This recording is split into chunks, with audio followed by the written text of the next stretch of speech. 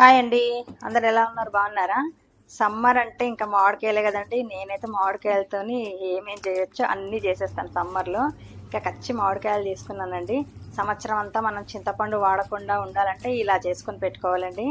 కచ్చి మామిడికాయలు తీసుకొని మంచిగా శుభ్రంగా కడిగేసి తడి లేకుండా చూసుకోవాలి. మన చేతులు కూడా తడి లేకుండా చూసుకొని ఈ ముచ్చక కట్ చేసేసుకోవాలి. ముచ్చక కట్ చేసుకొని మనము మొత్తము స్కిన్ అంతా దాన్ని పీల్ చేసేసుకోవాలి. కాయలన్నీ పీల్ చేసేసుకొని పెట్టుకుంటున్నానండి. సంవత్సరం అంతా సరిపోద్ది నాకు ఇక. అంటే అప్పుడప్పుడు మామిడికాయ పప్పు చేసుకోవడానికి, ఇలా పులిహోర చేసుకోవడానికి యూజ్ అవుతుంది అనమాట. ఇలా తీసి పెట్టుకుంటాము. మామూలుగా చింతపండు బదులు కూడా ఇది యూజ్ చేసుకోవచ్చు.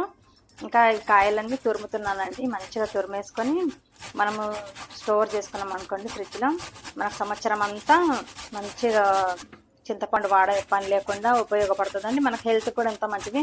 కొంచెం చింతపండు వాడడం వల్ల కొన్ని వాడొద్దని కూడా చెప్తున్నారు కదా, కొంతమందికి ఇబ్బంది కూడా అవుతుంది కాళ్ళ నొప్పులో. కానీ ఇంకా పసుపు దీంట్లో తురిమేశాక పసుపు, కల్లుప్పు, మంచిగా ఉప్పు ఎక్కువనే వేసుకోవచ్చండి, ఏం కాదు. అలా అయితేనే నిలువ ఉంటుంది మంచిగా. మొత్తం మంచిగా కలిపేసుకోవాలి, మొత్తం కలిసిపోయేటట్టు. ఈ కల్లుప్పు వేసినా మనం అది మామిడికాయ వాటర్ వస్తుంది కదండి, దానితో కరిగిపోద్ది అనమాట. ఇంకా ఏదైనా ప్లాస్టిక్ డబ్బాలైనా సరే, బాటిల్ అయినా సరే, ఏదైనా సరే మీరు పెట్టుకోవచ్చు. ఇదైతే పులిహోర పులుసులాగా కూడా మా బాబు అయితే చెన్నైలో ఉంటాడండి. మా బాబు కోసం పులిహోర పులుసులాగా తాలింపు వేసి ఇచ్చేసాను. అక్కడ ఫ్రిడ్జ్లో పెట్టుకొని కావాల్సినప్పుడు చేసుకుంటారని. ఇలా చేసుకున్నాం అనుకోండి, సంవత్సరం